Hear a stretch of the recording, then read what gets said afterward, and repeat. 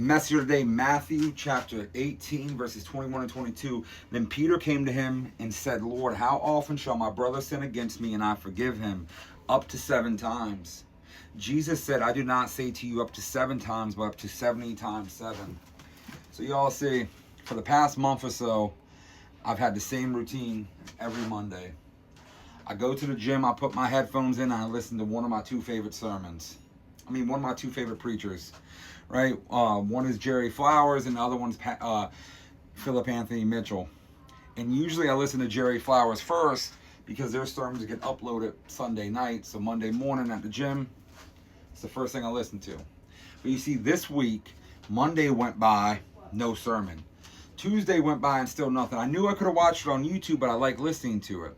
Then early this morning, late last night, the sermon finally got uploaded. And even then, I forgot to listen to it. And at first, it felt like a delay, but you see, God knew exactly what he was doing. Because early this morning, a situation came up with a family member that we've had issues in the past. Their son ended up in the hospital. And I'm going to be honest, I didn't want to text. And I'm not saying that like I'm proud, but you see, my feelings are hurt. There's history there. There's past issues there. There's things that were said and things that weren't said. So I had my phone in my hand, typing the message, deleting it, and typing it again.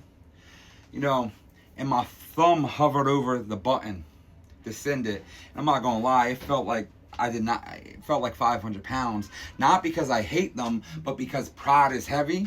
And my flesh was screaming at this moment. It was so loud. It was saying, don't send it. Match the energy that he gave you. And in that moment, I realized something. I wasn't in the gym anymore. I was in a different kind of gym. Not fighting weights, but you see, I was fighting myself. And finally, I hit send. Not because they deserved it, but because I refused to let my offense own me. Then later that day, I finally listened to the sermon. And this week, it was his assistant, Will Jackson, preaching. And they were in a whole sermon series about offense, but you see, this one hit a little bit different. Okay, it was about letting go of offense, about forgiveness, about not carrying hurt around anymore. And then it hit me all at once. Because if I would have listened to that sermon on Monday, it would have just flew right over my head. If I would have listened on Tuesday, I probably wouldn't really paid attention to it. Even if I listened to it this morning, it would have just been background noise for me. But you see, God delayed the message until the exact moment my heart needed to hear it. Because sometimes God doesn't just delay the message. He times it perfectly. And God showed me something else too. You see, if I only focused on what mattered to me, what they did to me, how I felt, how I was wrong, then I would have elevated my heart posture over their offense as an idol. I would have made my hurt bigger than the kingdom, bigger than God's perspective, bigger than someone else's need. And you see, that's where pride lives.